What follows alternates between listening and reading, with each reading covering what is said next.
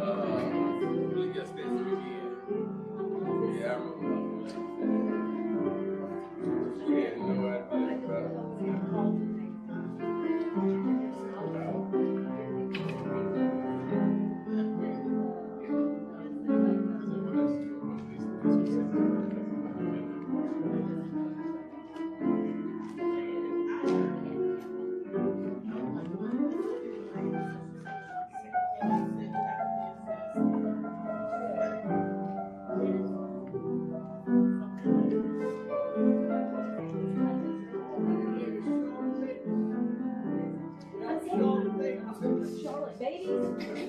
I've been here for 25 years. I grew up way out in the country. Yeah, good morning, everyone. Good morning, ladies. Oh, it's right, baby. Okay, my name is Mary Johnson. I'm going to be facilitating this morning. I want to welcome both of you. So glad to have you here. And welcome to the Sarah Stevenson Tuesday Morning Forum. I am Mary Johnson, along with the facilitators, Laura McClellan, it's right here, Carlenia Ivory Canty, Jackie Edwards Walton in the back, Nathalie McElrath, and she's our timekeeper, Winston Robinson. On the front row, we have Steve Johnston, and we have Miss Sarita Sherrill, she's our chaplain. We also have Mr. Thomas Moore, he's our musician. And we also have Shay. We have Shay over there on the computer. Thank you, Shay. Okay, our forum runs from 8:30 until 10, and we stop a few minutes before then to take announcements from the audience. We always begin with a prayer. Ms. Jasmine is going to pray for us this morning.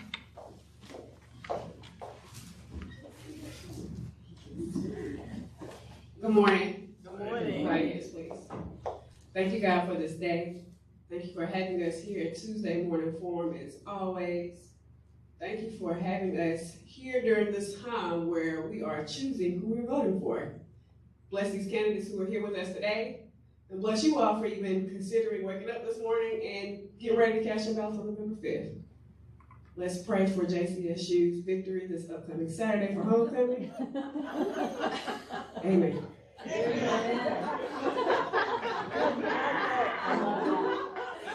And of course, they're not going to mess up their winning streak.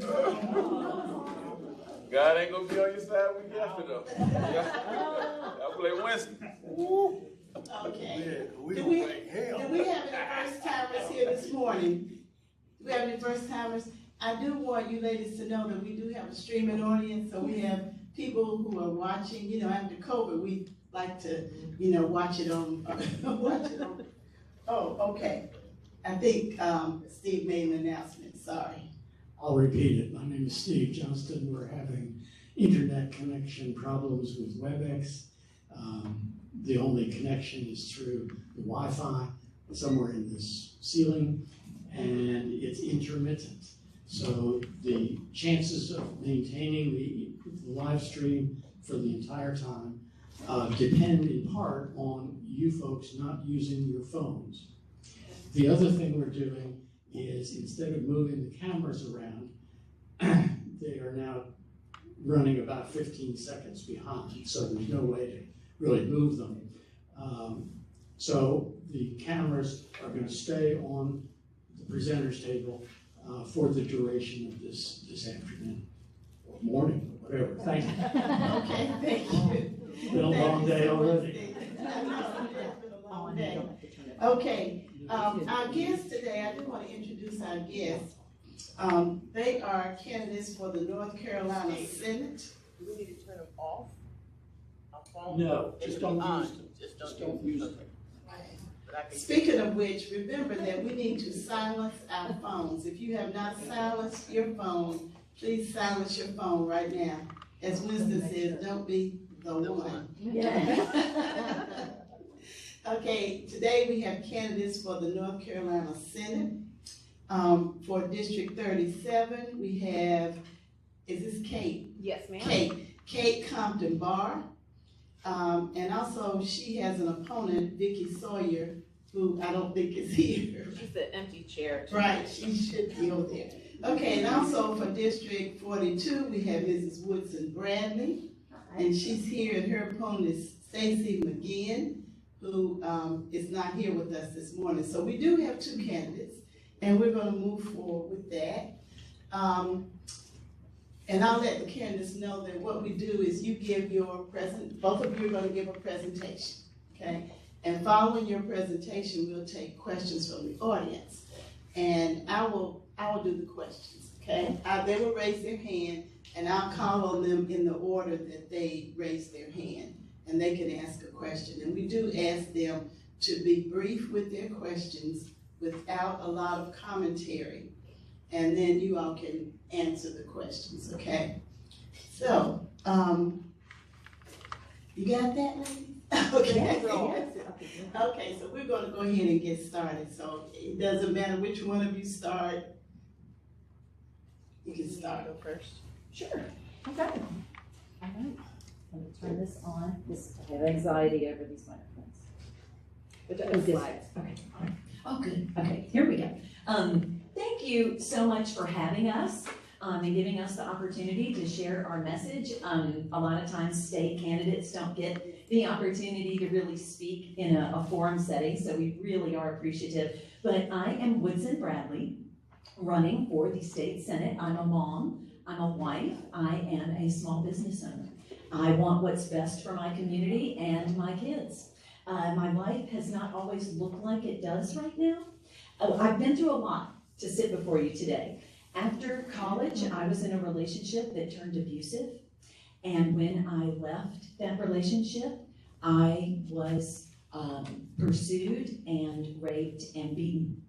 And I will tell you that in the depths of that kind of despair, and when you're in a hospital setting with nurses and doctors piecing you back together, answering very challenging and difficult questions in the moment, the only thing you care about, and the only thing you think about, and the only thing that you pray about is whether or not you're pregnant. And I was very fortunate that I was not, but it was a coin toss. I simply won a coin toss. And I cannot imagine, I'd already made my choice, but I cannot fathom someone coming to me in that moment of despair and telling me I didn't have a choice because of geographically what state I was in, or because legislation was passed by people that I didn't even vote for, or things like that. I cannot imagine that being said to my daughters, or any of you, or anyone that you care about.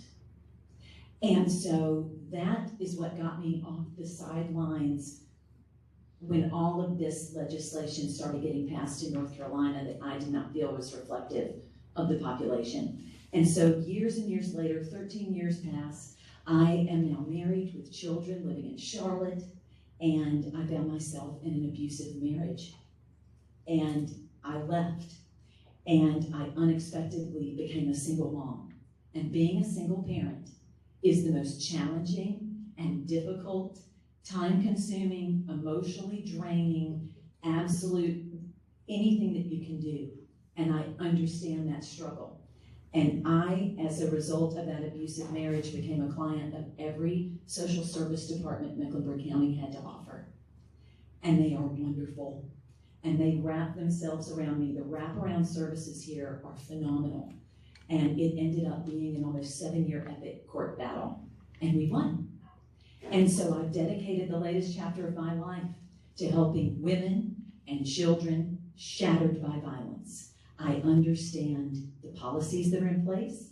I understand the procedures and programs that work. And I also understand the work that needs to be done in Raleigh, because a lot of women and children were falling through the cracks, not because their story wasn't real and not because they didn't care, but because of childcare, court dates, would their employer let them off of work, having to figure out all of this. Some didn't have reliable transportation, and the list goes on and on. So that's what I've dedicated the latest chapter of my life to. And I'm ready to take this fight to Raleigh. Let's go. I'm gonna fight for women's reproductive freedom. I am going to fight to fully fund our schools. I'm the daughter of a public school teacher. My children went to CMS schools. I am a volunteer in the CMS school system, and I am one of the facilitators for Love Speaks Out, which is the largest teen dating violence prevention program in the state of North Carolina, and I am one of a handful of people that has access to all 26 public high schools. It's my passion project, it's what we do, and we've saved countless people from continuing to live in abusive situations and keeping our community safe. No one wants to live in an unsafe community. I'm married to law enforcement. My husband is a 30-year veteran, a retired veteran of the Mecklenburg County Sheriff's Department. I'm the daughter of law enforcement, the granddaughter of law enforcement. But law enforcement and first responders are who came to me in the darkest moments in my life. And I think we need to do what we need to do to lift up public safety as a non-partisan issue. That it's something we all should have access to and we all should be comfortable with. So I am Woodson Bradley. I am the most regular person you will meet, but I will be your fierce friend in Raleigh. Thank you. Hi y'all, it is such an honor to be with you this morning.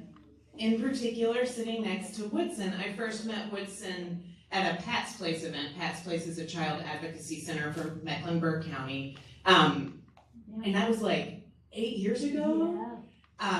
She's the real deal, and we see her show up in our community all over the place. Anyway, the tone is about to take a turn because I am your losing candidate for Senate District 37. So if you're like, what, did she just say losing? Yes, that is correct. I will lose this race. It's because the district is gerrymandered. It's because our state is gerrymandered. So gerrymandering is when the people in power slash our voting districts into weird shapes in order to preserve their power. In our state and in other gerrymandered states like it basically means that representatives are choosing their voters instead of voters choosing their representatives. It is un-American, it's undemocratic, and I don't think we swear in this room, but it is BS. The foundation of our democracy is people. The Constitution starts out, we the people. It doesn't say we the powerful. We the people, you the people, are in charge of our democracy. It is supposed to be that we present ourselves to you, we have an exchange of ideas, we try to earn your votes, and you come together as a community and decide who should take your ideas to Raleigh or Washington. But that's not the way that it works right now. So I'm running for office as a protest. I'm running to call attention to our gerrymandered maps. I'm running, honestly, to send 2 middle fingers to Raleigh for taking away my voting rights, because that is wrong, and when something is wrong, we stand up against it. I'm thrilled to be with you all today. We're going to talk about a lot of issues. Even though I cannot win, I promise to be in absent Vicki Sawyer's ear the entire time she is in office advocating for the things we talked about this morning. Amazing. Okay, thank you. That was a lot. Thank you. Great. Okay, our first question is Carrie in the back, and Ken, you're next.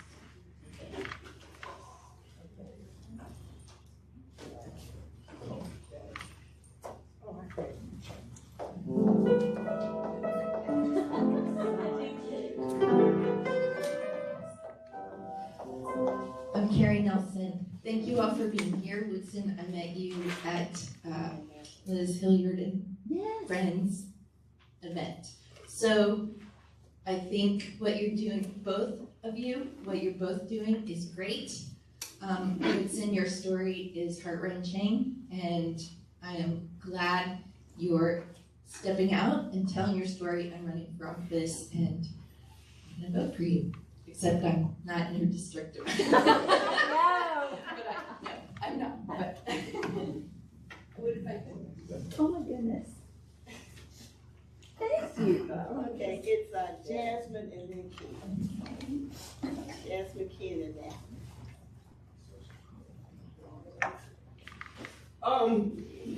Okay, so I like to call myself an organizer activist, if you will. And even earlier this year, I went to DC in regards to a particular bill that we're going to need local support, like at the state level on. It was called the People's Response Act.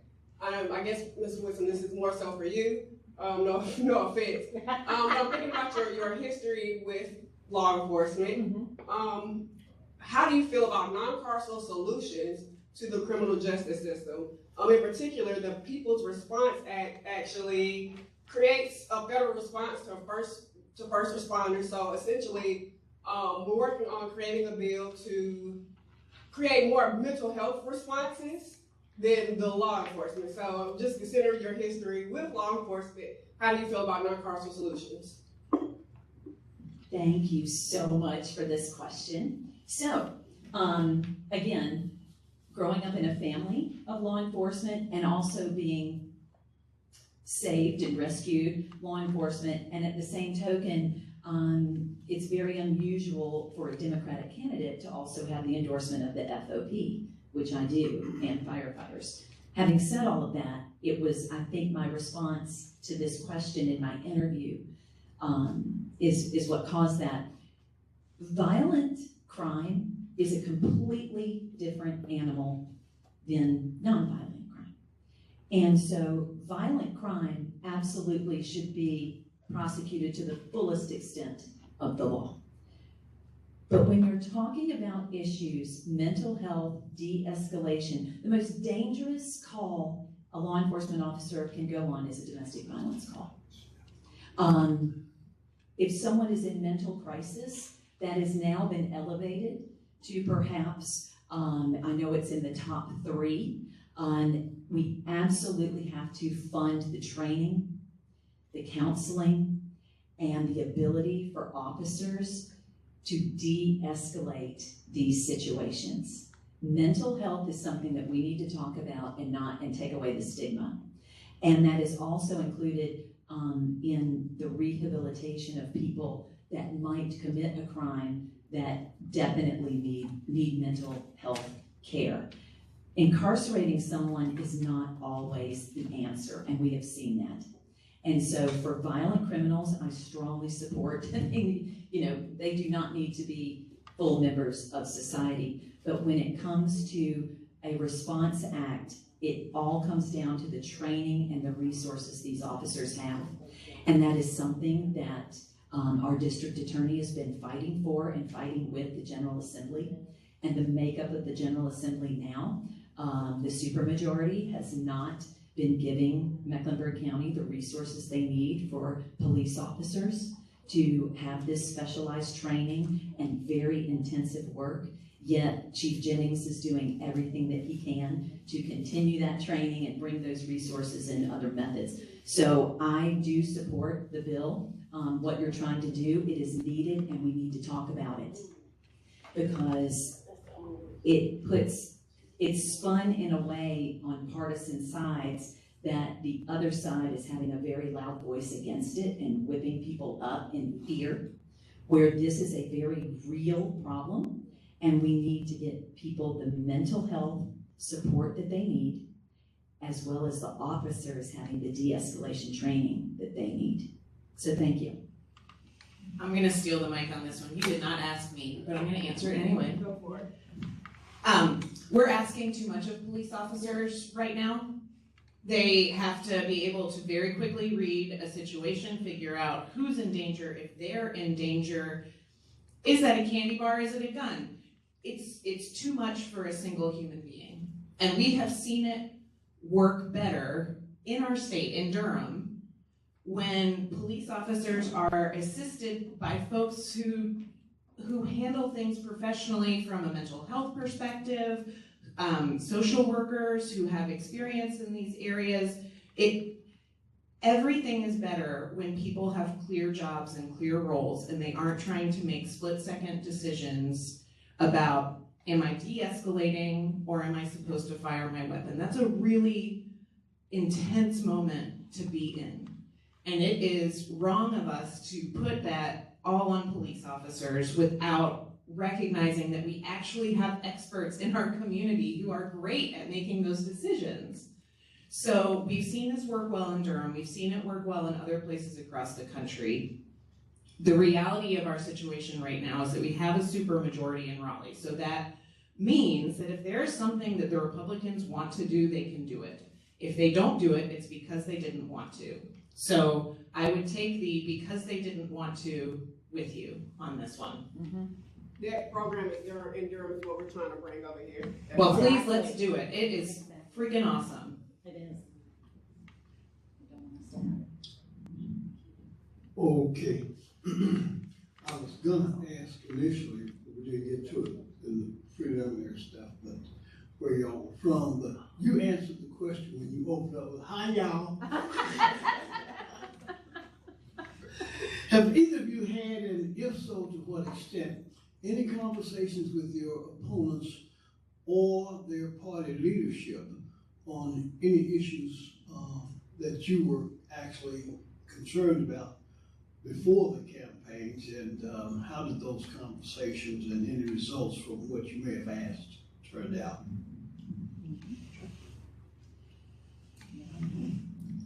So Vicki Sawyer was not my state senator.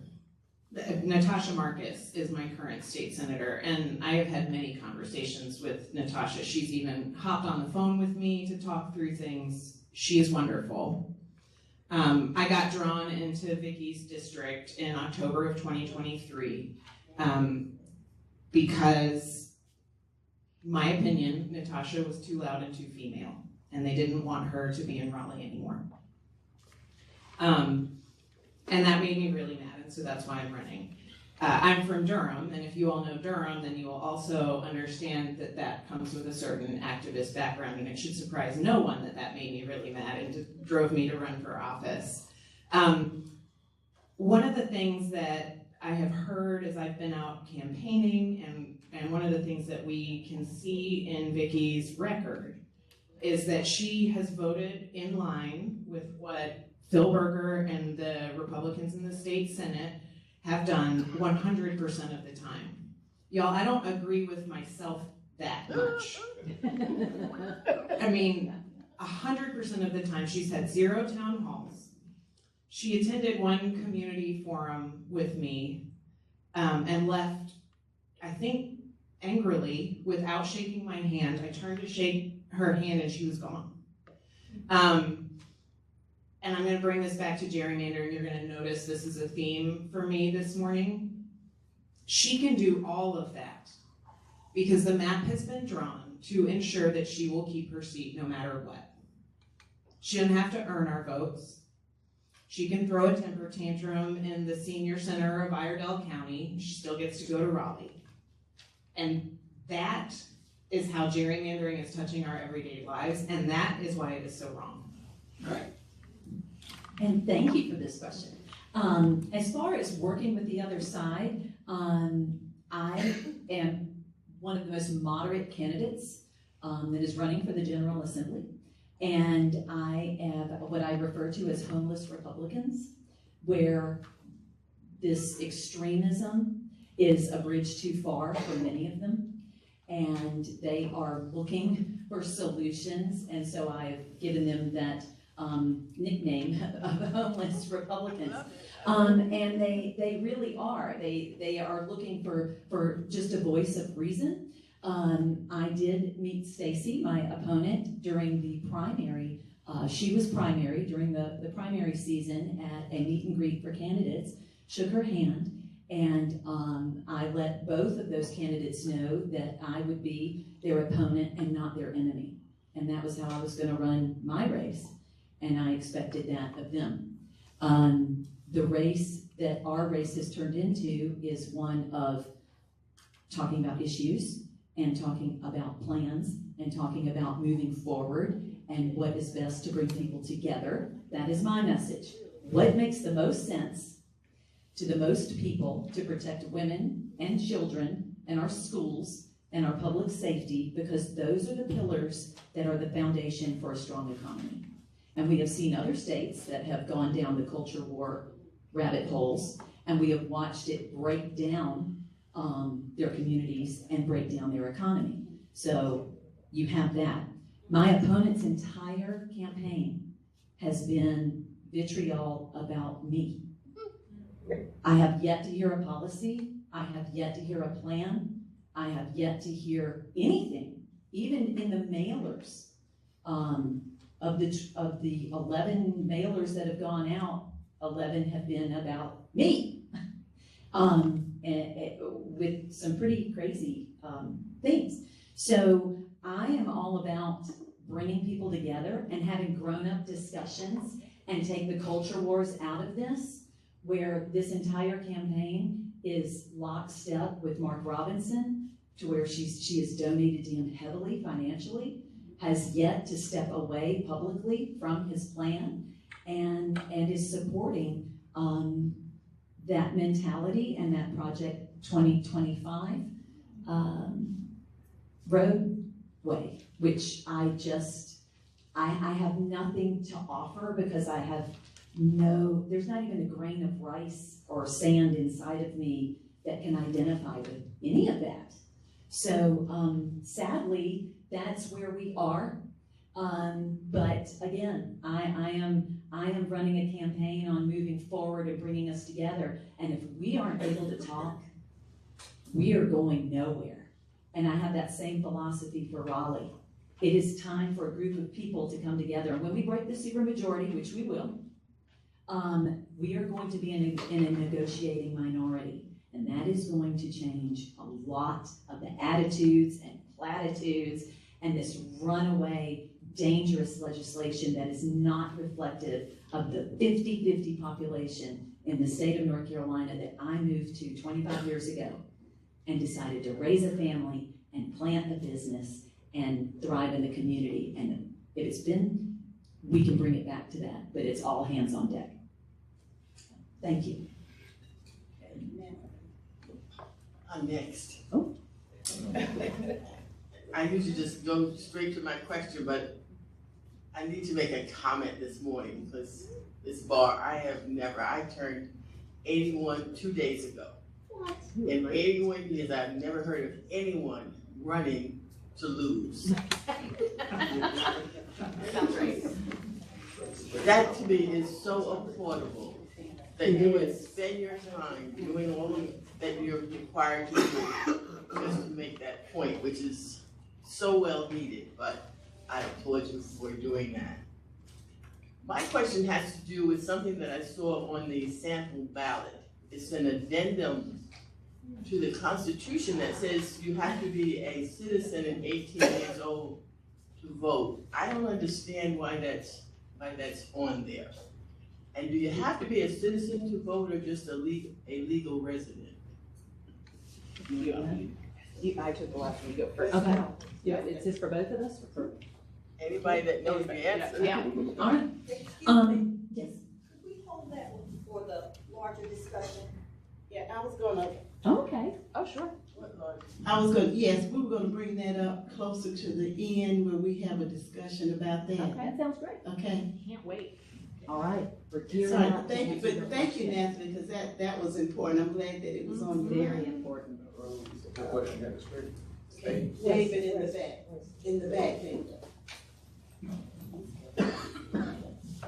Thank you. I'm honored you guys showed up. I'm David Mecklenburg. I work for Business North Carolina Magazine. I'm a nonpartisan. Ms. Barr, let's talk about gerrymandering.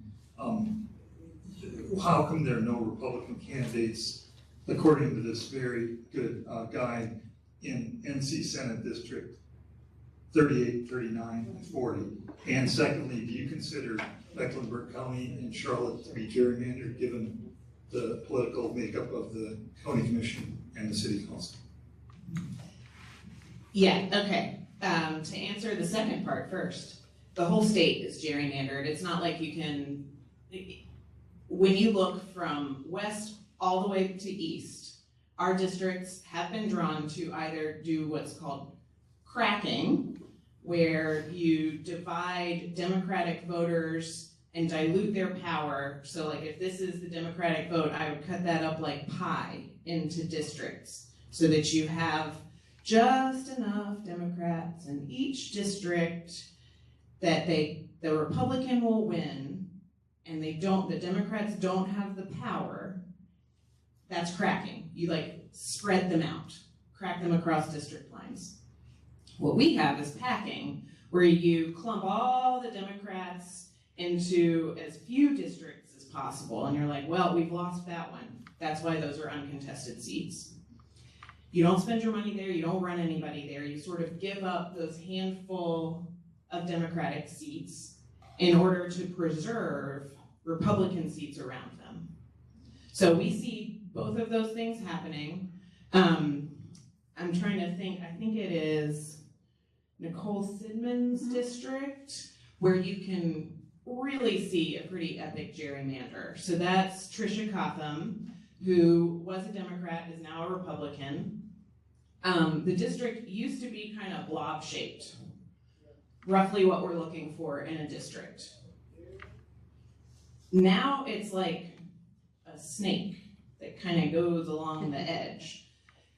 Because when the map makers were making the maps to reward Tricia for flipping from Democrat to Republican, they tried to draw a district that she could win. So they went fishing for every Republican they could find along that edge of the district line. Did I answer your question? Ish? Well, what about the city and county? City and county. When I think about gerrymandering, that is about the state. It's about how our voting districts are drawn in the state. That's driven by the census. It's required by the Constitution. We have to count our people every 10 years, and then we have to create proportional districts. So we have to have districts that have the same number, approximately, of people in each one. That's how you make sure that everyone's vote counts as one.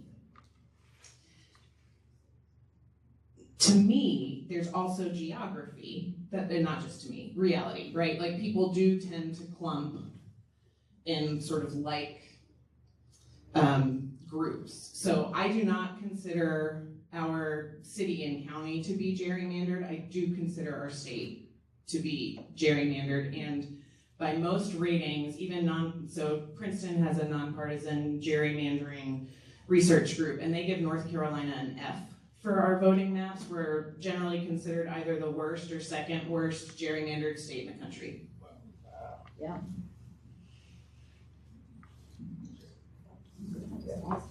Good morning. Kate, I did find it interesting in your email that it said Kate can't win. I said, did she make a mistake? Yeah. It is brilliant. But I wanted to ask, I heard you say you were from the Little City. And Woodson, can you tell us where you're from? And also, can you talk a little bit about the funding for the Leandro case? Okay. Sure. I am from one of the most industrialized counties in the Southeast, factories and farms. I am from Martinsville, Virginia, Henry County, Virginia, right across the state line. So what made it so interesting is all of our news, all of our weather, all of our everything on our 13-channel dial, growing up was all out of Greensboro.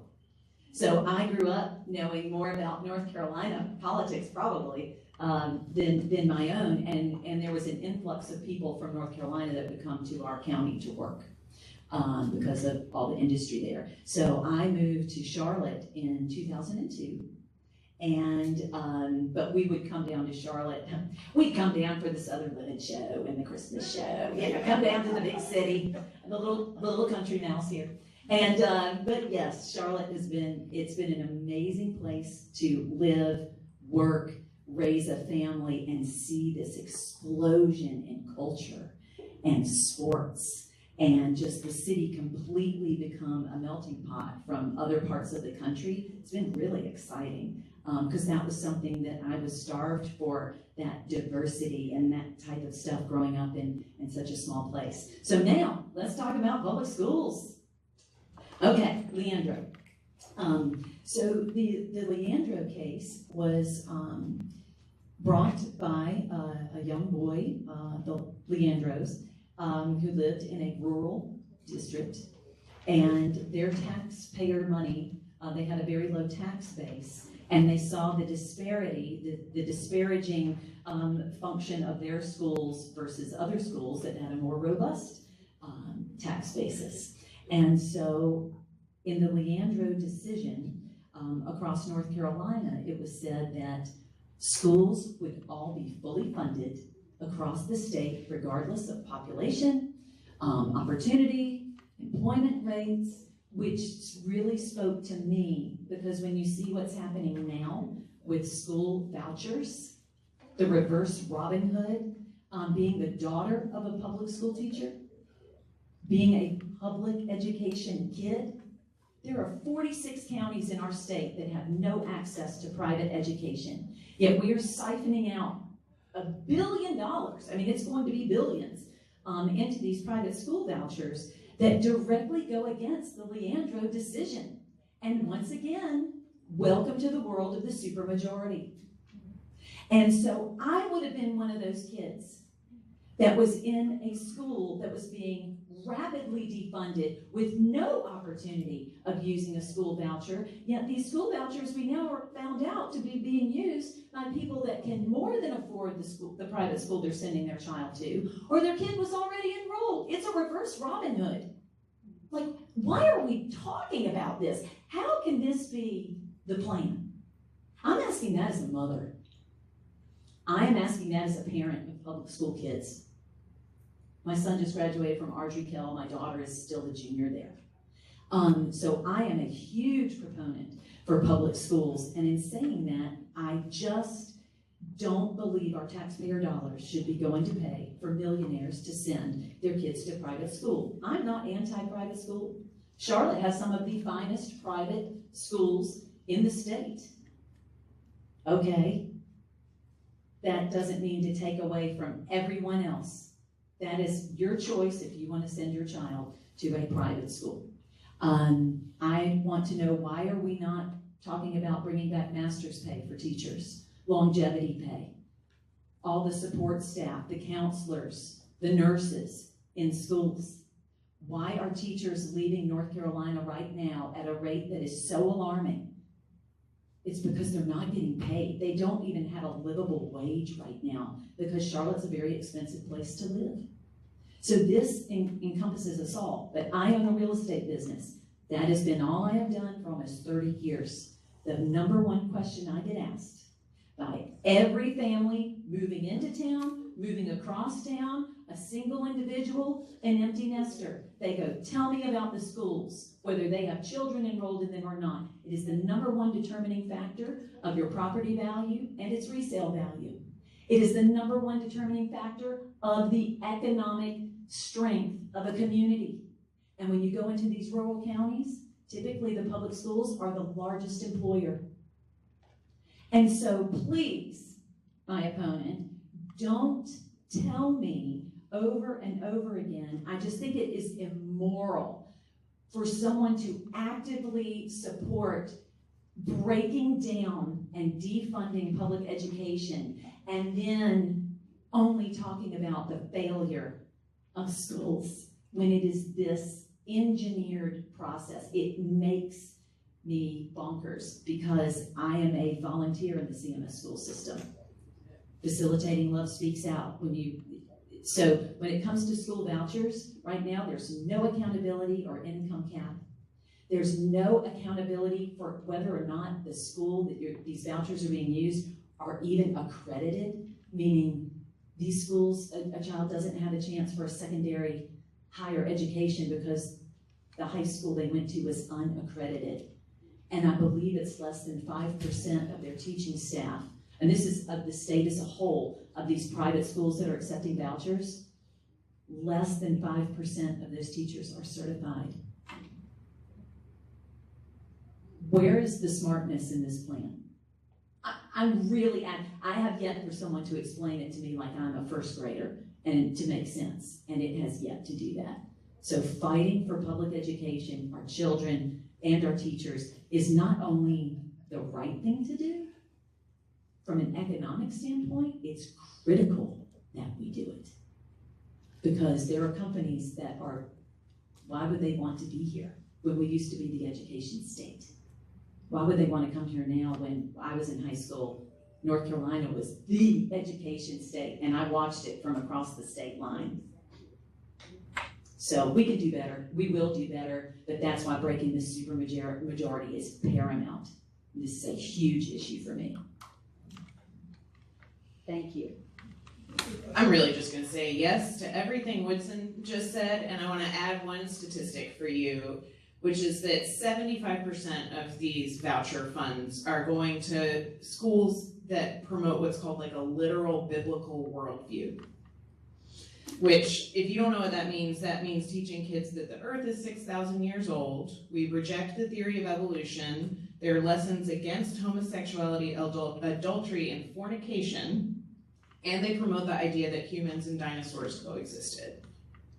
If that's the education you want for your kids, like, by all means, go ahead, but do not use my tax money to pay for it. That's some nonsense. Thank you. What are we doing? This is true. Every woman in my family is a teacher. My dad tried to teach and found it, no joke, so hard that he quit after a year and decided to be an astrophysicist instead. Teaching is the hardest job. I was at a forum last week, which, this is obviously my favorite forum, but it was my second favorite forum because they served cocktails. And I went up to the bar and I was talking to the bartenders, and the bartender is a teacher at Bailey Middle School. And she had left her job at the school at 4:40 and drove straight to the King Center for the Arts to set up the bar to earn the money to actually pay her mortgage by serving cocktails to a bunch of folks wandering in for this forum. It's unconscionable. I don't like to use big words like that, but it is ridiculous, it is nonsense, it is immoral, it is unethical. We are failing our children. We are failing ourselves. We need to pay teachers more. We need to cut out this business where once you hit 15 years as a teacher, you don't get a raise again until your 25th year. That was a fun little thing that got passed in order to drive some of our most experienced teachers out of the field. Yeah, that's what Woodson means by longevity pay. I'm a product of public schools. Elementary school, I graduated from a public high school. I went to UNC Chapel Hill 2 times. Our schools can and should be amazing. And to Woodson's point about being good for business, North Carolina used to be considered the best state for business. We've slipped to number 2. Virginia is number 1. And one of the main reasons that Virginia has surpassed us is because the folks who make those ratings are concerned that workers won't want to come here because of our schools. Now, the other thing we have to acknowledge is that our teachers are actually doing a phenomenal job. So when you look across the country, there's something called the National Education Report Card. North Carolina's schools are still performing really well. When you adjust for all sorts of things that people do when they do these statistics, we're somewhere between 4th and 11th in the country across many measures. Despite paying our teachers at the 38th in the country, funding our schools basically not at all, pulling it. 49th. 49th. Per pupil funding, we're at the bottom of the barrel. Per student. And so what that tells me is our teachers are miracle workers. They're literally making wine out of water. And we need to have their backs. And we haven't had that. And I will be, shouting from outside the Capitol building about that. And Woodson is going to be inside making the change we need to see. We could talk about schools, y'all, until you are so tired and you all just get up and walk out the door. So I'm going to stop, but please know I have, thousands more things we could say. Okay. Thank you. Please stop. No. Hey, I'm Cameron. Surprise. Hi, Kate. Hey, Woodson. As I've been yelling at the General Assembly for the past 2 years. I realize it's going to be very critical that if Josh Stein's elected and you break the supermajority, well, the negotiating positions you're in is going to be based on your cohesion and what your red lines are. And so what are the things that you would find non-negotiable for you when it comes to the pressure to pass a budget after it's not been passed for a full year, or the pressure to capitulate? What are some things that you feel like are your red lines when it comes to those kind of votes? Thank you so much, Cameron, for that question. I will say that women's reproductive freedom is completely non-negotiable to dial it back any further than it was. My goal is to restore it back to Roe, a 50-year precedent. That is why I'm here. That is why I'm running. This has been part of my life's work, is to protect women and children and families. This draconian, women are not political footballs. Womanhood is not a partisan issue. And I believe we need to talk about it just as such and just restore Roe. So anything further dial back where it is now is unacceptable, because we have become the catch can for the entire southeastern United States. We are the only hope for women of seven states. We are now the dividing line. And so restoring Roe for me is paramount. There's no negotiating on that. Number two is funding public schools. Those are the two top reasons, and you can say which one's one, which one's two. They go back and forth because, again, everything that we just discussed, it's not a matter of new money. It is a matter of the allotment and the appropriation of the monies that are there being grossly unjust. And so righting that ship, bringing us back again towards the middle. I love this question. And again, any culture war legislation, I have no time for it. This is about representing all North Carolinians, not just North Carolinians that maybe someone thinks looks like them or speaks like them, or this othering that is coming out of the North Carolina General Assembly is gross. It's mean, it's cruel, and it serves no purpose. It really doesn't, and it does not make economic sense. So, women's reproductive issues, fully funding public schools, and ending the culture war nonsense that no one wants to be a party to and has no business in any type of legislation that represents all people. And so thank you for that. I like this as a hypothetical question. Yeah. I share the women's reproductive freedom, really humans' reproductive freedom as a red line. That's IVF, that's birth control, that's access to abortion. It is all the things that should exist between a person and their doctor, maybe their God, maybe their partner, but like not government. I share public schools and funding public schools. I don't think we need to spend another $1 on vouchers until we have done what we ethically should do for our public schools. I have a couple of other ones, and one is about just keeping kids safe. Yes.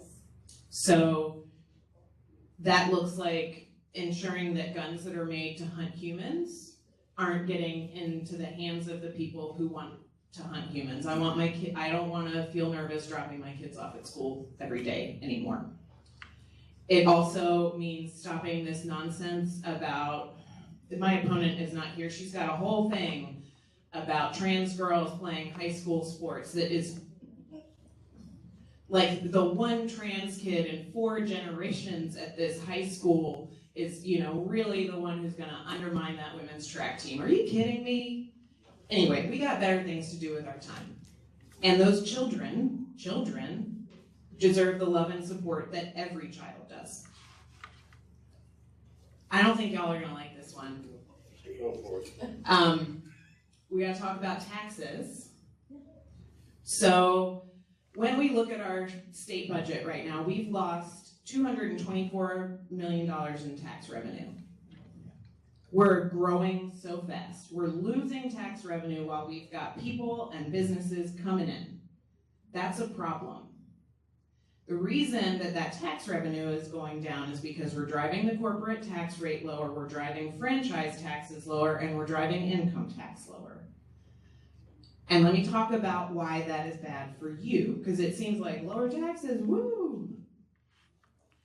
Raleigh sends money, our tax dollars, back to our communities to help fund infrastructure, public safety like police, fire, things like that. And when our tax revenue goes down, Raleigh doesn't send as much money back to our communities. Our local governments, the only lever they can pull to pay for those public safety needs is to raise our property taxes. And we have seen that happen. So a huge part of my district is in Iredell County. Their property taxes went up 28%. The thing about income tax is you have to have an income to pay it. The thing about property tax is that might drive you out of your largest asset. It will also undermine the growth of our community. Woodson will talk about this as a realtor. It will take us from growing, thriving areas. It will drive older folks out of their homes, because when you live on a fixed income, if your property tax goes up 28%, you're toast. You gotta move. That's wrong. So one of my red lines will be, we have to stop lowering our state taxes so that we aren't putting this pressure on our local governments, that we aren't creating a situation where people can't stay in their homes. Candidate Barr, you've told us how bad the present gerrymandering system is, but tell us how to change it. And as I understand it, it's in the Constitution, which takes 60% of the votes to change. So you've told us what's bad. Tell us how we change it. It's my favorite question. Thank you so much. Okay, so you mentioned that it's in our Constitution. That is actually up for debate. So in 2022, our state Supreme Court said that partisan gerrymandering was not constitutional. The Republicans had drawn a map, it had gone to court, the state Supreme Court said, nope. And then some special masters, meaning like nonpartisan map-making gurus, drew fair maps for us. In 2022, we sent 7 Democrats and 7 Republicans to the US Congress, which feels right, we're a purple state. Also, in November of 2022, we lost some Democratic seats on the state Supreme Court. We can talk a different time about whether judicial races should be partisan or not, but they are. That's the world we live in. That more conservative court chose to rehear the partisan gerrymandering case from mere months before and flipped the decision and said that our state constitution allowed for free elections but not fair elections. Y'all think about that a minute. So, in other states like Michigan, citizens have the opportunity to put what's called a citizens initiative on the ballot. So you could write some language and then go out and collect enough signatures and put your ballot initiative on the ballot and people could vote on it. We don't have that. That means our only path to fair maps is through our judicial system. So this year, we elect Allison Riggs. She's currently sitting on the state Supreme Court. She is one of the kindest, most generous human beings I have ever met. She's a civil rights attorney. She has argued in front of the US Supreme Court for voting rights. She is, like, it's hard to be overqualified to be on the state Supreme Court, but if anyone has done it, it's her. In 2026, we re-elect Justice Anita Earls, equivalently overqualified. And then in 2028, there will be 3 judicial seats up for election. And we need at least 2 of them. And once we have that, we have clear indication that Those folks will in fact interpret our Constitution as guaranteeing us a right to fair elections. We believe in the 2028-29 period of time, and then in 2030 we get another census and we get new maps. It's a long road. We're trying to have a lot of fun with it because nobody wants to be like on a death march for 6 years. And there's a lot of fun to be had here. But our mission is to take back our court, flip it, and earn ourselves fair maps back. And I believe that fair maps will benefit every human being no matter what your party is. Because if you go to folks up in Iredell, they will talk to you about what it's like to be Republican in a guaranteed seat. They don't get town halls. They don't get stuff like this. They get, best case scenario, the voicemail of the person that's supposed to represent them. They don't have real representation because their state senator's ability to keep her job has nothing to do with how she's showing up for the voters. It is how she's showing up for the map makers. And that's bad for everybody. Yep. Okay, we have, thank you, we have Jazz, Winston, Ken, and Jelani. All right. Put the organizer hat back on. I've been knocking on doors across the southeast, Bears, Mecklenburg, Gaston, Rowan. Yesterday I was actually knocking on doors in Mecklenburg, and one of the things that stood out to me, and like I said, this is across my region, a lot of these folks are undecided, and they're undecided because they literally do not know. I was asking somebody like, you know it's a big year. This is a presidential election, so people are like, yeah, I know it's an election. They can't even tell you about the presidential candidates. That's saying a lot if they don't even know who or can say something about the presidential candidates. We're asking about the governor race, they can't say nothing about that. So if they can't tell you about the top two things that we have on the ballot, how are they supposed to know about you all seat? So I'm curious to know, what are you doing to get those undecided voters or those, how did you say, those homeless Republicans? And I really don't advocate for it. Yeah. I'm a registered independent. So like, what are y'all doing to get those folks that's in between or who just don't know? Yeah, sure. It comes down to community. Unfortunately, a lot of people that have run for office in the past and even running for office now, I feel like they plant a tree the day that they take a picture the day that they file to run for office, and then it's like gung-ho. Or someone like me who has been working tirelessly in the community here for almost 25 years. And so we have created our campaign through the civic organizations, the bipartisan organizations that we're a part of, and by living that community. Social media, showing up. We show up everywhere, whether it's a community forum, whether it's a meet and greet for young professionals, whether it is, I teach group fitness for the YMCA. I've been doing that, I've taught dance for almost 30 years, but I've been teaching group fitness for 20 years. And meeting people in the community where they are. Going into the schools through Love Speaks Out. Talking to these amazing teenagers that actually give me hope for the future. Being in the Rotary Club. Planting trees with Charlotte. Serving at the Charlotte Rescue Mission. And getting to know all the different facets of the community. That is the only way that we've been able to break through the noise. And it's been fun, it's been frustrating, but we have met some of and frustrating in that how do you get people's eyeballs and ears when there's just chaos all around? And a lot of people are so disenfranchised with the entire political system, they'd rather scroll through TikTok videos than even pay attention to the world that they feel like they have no voice. And that apathy has been the most heart-wrenching part of my journey as a candidate, of people feeling like their vote doesn't count. And it has to do with the gerrymandering, but it also has to do with the fact that the popular vote, as far as a national contest goes, the popular vote rarely wins. And that's very disheartening when you think about a democracy.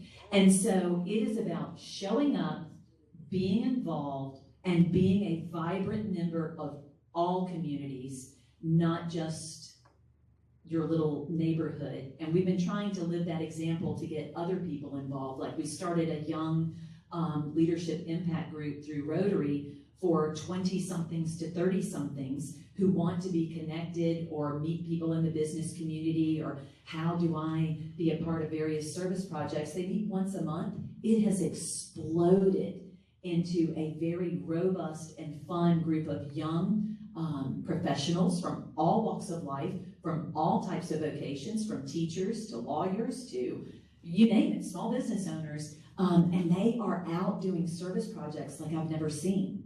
And so just being a part of that as a community member, not as a candidate, and seeing that, it has outstretched our outreach in a big, big way. But I cannot imagine, I can't process being undecided right now. Because there's, like, I just don't understand how that is actually a thing. I don't, because we're at the crossroads. But I understand what you're saying. It's very, very real. And so the door knocking and the canvassing, this year's been, I got a statistic this morning from the Mecklenburg Dems. As of yesterday, between all of the campaigns and between all of the coordinated, the get out the vote, Mecklenburg County just crossed 168,000 doors knocked in this election cycle. That is unprecedented. I think the most before was what, maybe 4,000, 5,000? This year it is on. You're talking to two huge canvassers here. But I spend all weekend, every weekend doing that and meeting people where they are. So there's definitely been a change in the momentum. There's been a change in the messaging, and there's been a change in reaching out to people that I've never seen before in the 20-some years I've been here. But as far as undecided voters, I'm very, very nice when I hear that. But on the inside, I'm like, what? How can this be? I'm like, what? You know, I do that on the inside. And on the outside, I'm like, is there anything I could answer for you or say to you? So thank you for that hard work. That's hard work. I'm not partisan, so that's why That's what I mean. I'm like, thank you, but your message was a little bit soul-crushing 2 days before early voting starts. I'm just saying. So I'm gonna have to process that and listen to some rage music in my car when I leave at 10 o'clock. And figure this out. But early vote, get your friends to early vote. All right, Kate. Yes. First, I'd like to ask you to run for office. Yes. Yep. You would be great. Yes. This. Yes. Most of us have to be asked to run for office 7 times. I should say women have to be asked to run for office 7 times. Love y'all, gents. You don't even have to be asked once. You're just like right there, hand in the air. So my job is a little bit different from the norm. Because I can't win, I don't really want people to send me money. They need to spend money on candidates that can win and in races that are competitive. So my job is to do the most I can with the least possible. It's sort of a weird game, and that means that I am all on TikTok, all over TikTok. I am trying to, I have to earn media. So earned media is when somebody comes to talk to you and you don't pay them to talk about you. So that means being outspoken. It means being everywhere that I think someone's media eyes might be on me, so that they will amplify the message for me, because we don't have money to do that. We in Iredell are knocking doors like never before. They are doing, I'm wearing some of these today. They have done this really cool thing. They started this back in March, where they leave a friendship bracelet at every door they knock. And it has turned into a movement. Oh, it's huge. In Iredell. People will chase me through a parking lot for one of these bracelets. Teenage boys want a bracelet. Yes. Thank you, Taylor Swift. She's who started it. We're just having to be really creative. The other thing I want to say is I have a little bit of empathy for people who are undecided. Most people spend an average of 4 minutes a week thinking about politics. They got other things to do, and I get it. I have 2 little kids, I have a full-time job. Somewhere in there, I decided I needed to run for an unwinnable seat. I don't know. And like, reading politics doesn't make me feel good. Like the stories that you're gonna see about Trump or Mark Robinson, I mean, it is just awful out there. We are being inundated with political advertising on TV. I get it, that everybody's just like, leave me the F alone. Let me go read, in my case, the Daily Mail. That being said, I think our job is to show up where voters are. We cannot expect voters to come to us. That's why we knock doors. That's why we go on social media. It's why we fill out every one of what feels like 4,000 questionnaires from different news sources. Like, I can't tell you how many times I've had to talk about whether I support casinos or not. I don't know. It is our job to show up where people are. It is not a voter's job to show up where I am. So I really appreciate y'all being here. We have kind of lost sight of that. Democracy is about you. It is about you, the human beings. Candidates are just your tools to try to shape the future you want to see. We've kind of turned candidates into celebrities a little bit, and like, I mean, Kamala is a celebrity, but the part of our problem is we have turned politics into reality television, and we've made it all about the candidates. It really is meant to be all about the voters. It is about you all choosing your future, and undecided voters have not seen the tools that they need to shape the future they want. So we got to show up to them. Yeah. That was long and rambling. Sorry, I'm Yeah, No, it's awesome. We're starting right out of time. Do we have a lot of questions yet? Yes, we have, go ahead. Yeah, so we need to try to keep your answers. We have Winston, Ken. All right, we'll be All sure. right, we got a caller. Speed round. We got a text message from our virtual audience. Actually, I'll start with that one first. Can each candidate talk about how the state should move forward in addressing climate change issues in the light of Hurricane Helene and these weather patterns becoming normal, decimating communities, housing, and economies? Yeah, sure. Lightning round. All right, here we go. Climate change is real. Science is real. I don't have to believe in climate change to legislate. You believe in Santa Claus, you understand science. So first of all, it's not a matter of belief.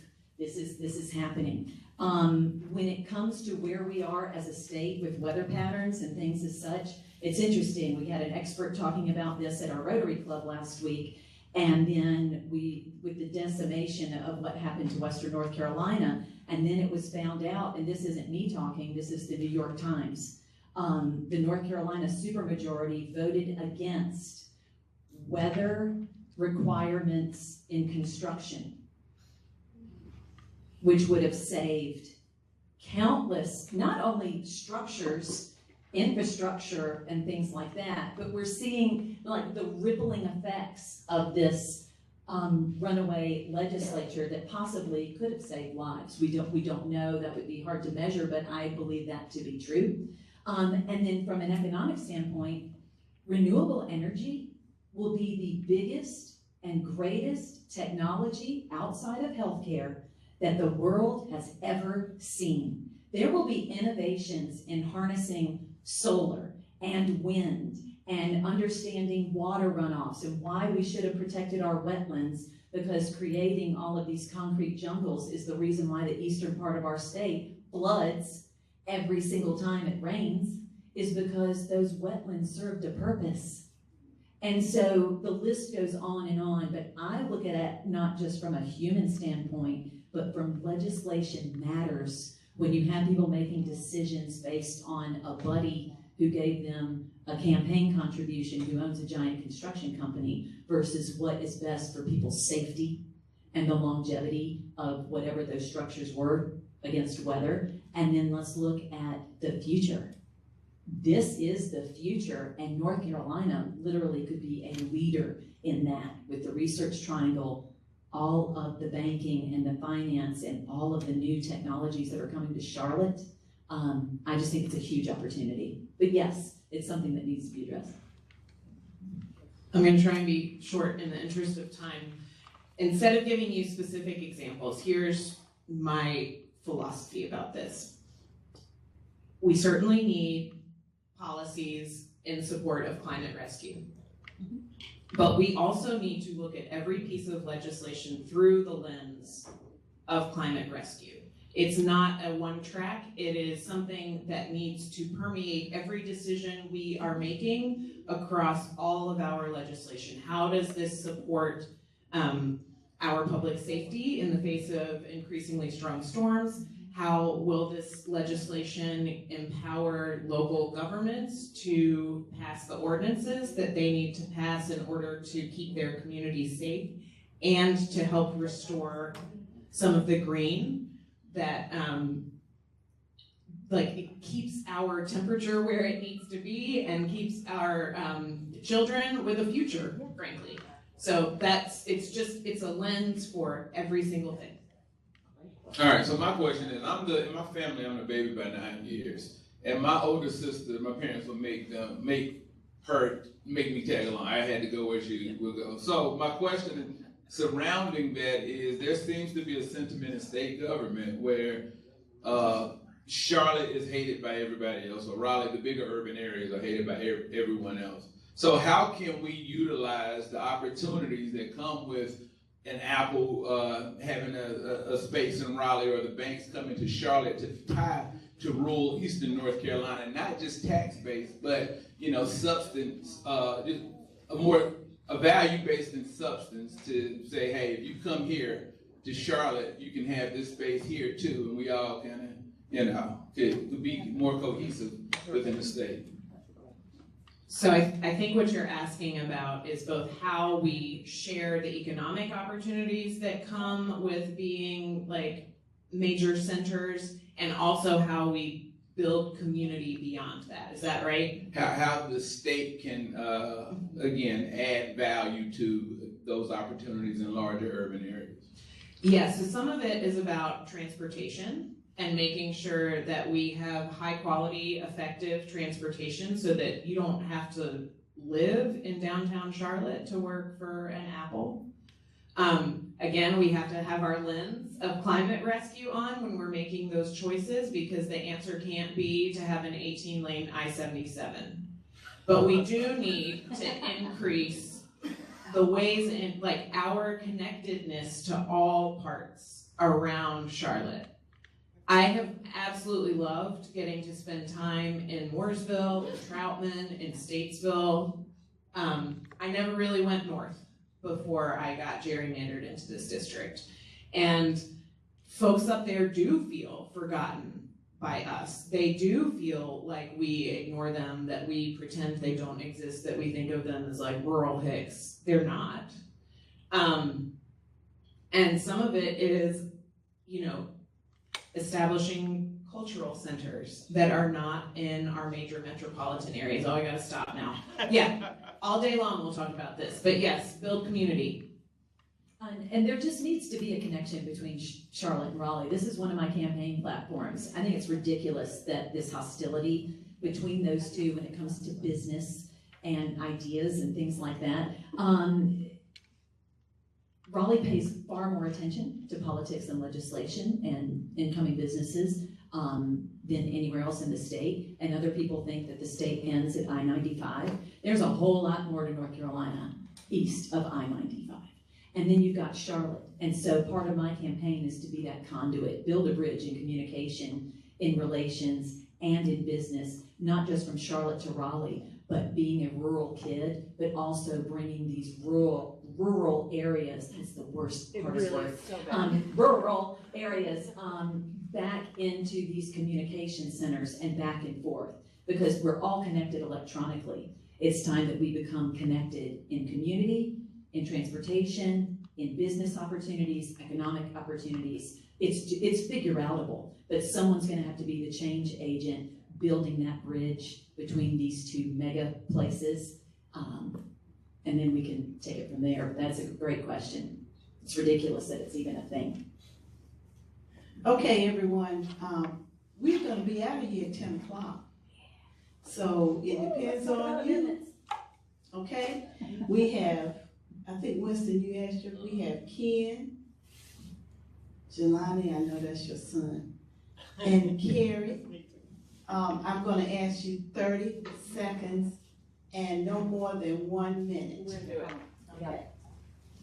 For the sake of full disclosure, my mother's 5 sisters and brothers, 3 of those 5 were educators. My dad was a principal and teacher, and I have a baby sister who's a retired teacher. North Carolina schools per pupil funding, 49th of 50 states. One of the largest political footballs is teacher pay. And the state has given counties what they call abilities to implement local supplements. Now, whether or not those local supplements can be used for teacher pay or not, I'm not really sure, but it would stand to reason that every time I hear about teacher pay, it gets kicked back up to Raleigh, when all politics are local, but no local people have had the intestinal fortitude to implement a 1/2 cent tax increase to be able to pay teachers. So if you were elected, what did you think about local supplements, or even locally promoting a tax increase which both Democrats and Republicans have refused to implement to increase teacher pay? We gotta, To your right. yeah. Oh, there we go. We gotta pull every lever we've got to pay teachers more. And we also have to vote for Mo Green. I would be best. Yes. First of all, elect Mo Green. Second of all, our legislature needs to be held accountable. The misallotment, the misappropriation of funds to school vouchers is directly where this money could and should have been coming from. But when it comes to supporting teachers, I think we need to do whatever we have to do and put it out to the people. I believe in referendums. So if this is something, put it on the ballot and let's see what people say, because I think teachers have far more support from the community than is being reflected in the legislation that's coming down. So yeah. Hey Kate, hey Woodson. All right, so Woodson, you talked about what drives you bonkers. Let me tell you what grinds my gears. So I feel like when it comes to, now you both are running at the state level, I think this happens at the state level, the federal level. The Democratic Party, the Republican Party comes up with a new innovative way to steal an election, to suppress votes, and do all these things. So I'm a Democrat, and that's what it is. Why do I feel like the Democratic Party just sits there like my grandmother on her porch, just waving her finger at the Democratic Party and just doesn't do anything about it? Now, you take me behind the curtain. Is the Democratic Party doing things and we just don't know about it? Or is it that there's a moral compass that they feel like they have relative to the Republican Party and they don't want to do the same things that they do? Yes, it's crystal clear there is a moral compass issue that we make decisions, it seems to be based like for the people, where the other is at the people and power and control. Having said that, when Kamala Harris entered this race, we saw a completely new digital campaign. We saw people going after the younger vote. We have seen the most incredibly clever ads, marketing, even guerrilla marketing that is just popping up all around Charlotte, meaning there are these little clues. Some people are painting rocks, some people are putting cards. There are Post-it notes in every women's restroom anywhere in Mecklenburg County, reminding them that your vote is private and you vote the way that supports yourself. There's all of these things going on that we've created a new playbook, but this should have been going on all along. So I think there is a new wave and we can be better. And the people, the uprising and what we're seeing and showing up for Kamala and different places, for Josh Stein, for Jeff Jackson, for these state races. We're talking to people that know state Senate candidate has ever been able to reach that many people. So a change is coming. For me, I feel like, we shouldn't have showed up at the 11th hour, but it's happening, and I think it's gonna continue. We took our eye off the ball after we elected President Obama. Everybody just assumed, demographics are destiny, the Democrats forever, and we took our eye off the ball, and in that time we lost the judiciary, we lost rural voters, we started trying to be the smartest person in the room instead of talking to real human being, like human being to human being. On the state level, the plan, Allison Riggs in November, Anita Earls, 2026, 3 state Supreme Court justices in 2028, fair maps in 2030. I know that's like me and my gerrymandering. That is also the capital P plan to restore democracy to our state. Because when we have fair maps, we will have a purple state legislature, which will reflect the voters in this state. Right. You will have competitive districts, you will have more forum like this where, people show up. So you are correct. And yes, there's a plan. Quickly, this is from Carrie Nelson. Better Ballot Initiative, ranked choice. What are your thoughts? Love it. But it's a little bit like a roundabout. Y'all remember when we got roundabouts and you would enter with trepidation because somebody might be coming at you from the wrong direction? Or people would stop in the middle of it. Ranked choice is an awesome tool. It's an awesome idea. I think we would benefit from it. It's going to take a lot of voter education. I want to see really high voter turnout, and I want to see us be better at reaching voters before we start changing how ballots look. I think ranked ballot would also have more qualified candidates actually getting elected, because it's no longer a this or a that, and 49-51, the other person's out of the game. It would create a way that in that ranking ballot, you start to see people who really connect with people. Again, we're dealing with maps, but you would see more qualified people showing up and more qualified people actually earning elections from ranked ballot voting. We're seeing that in the states that are. It's the candidate quality and the happiness from the public feeling like they really had a voice skyrockets with ranked ballot. But again, this is an education curve. Okay, thank you, ladies, so much. This was wonderful. Laura's passing out these sample ballots, and if you want to take one for someone else, I'm sure you know another person who may need this. The most important thing about this ballot is that there's more than just the presidential election on there.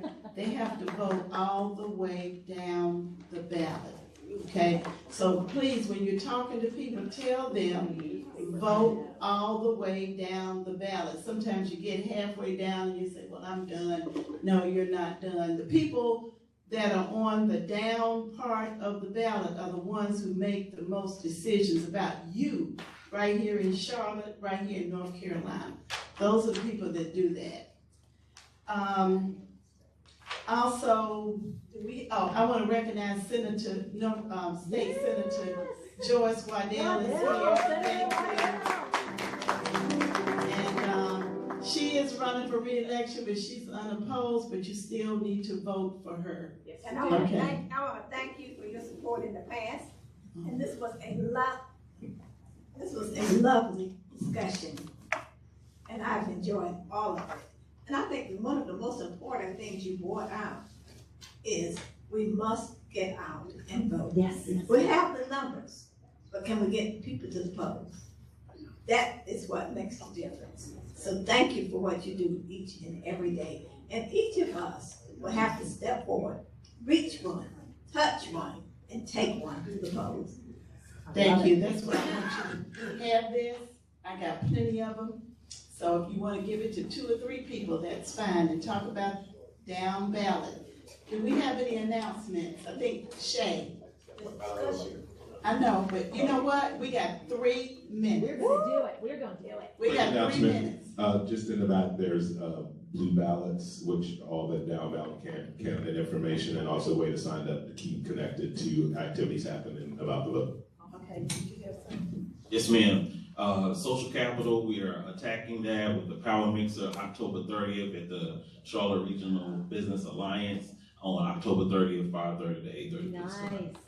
Give this information to Steve so you can put it out there. So I'm here with the North Carolina Association of Educators.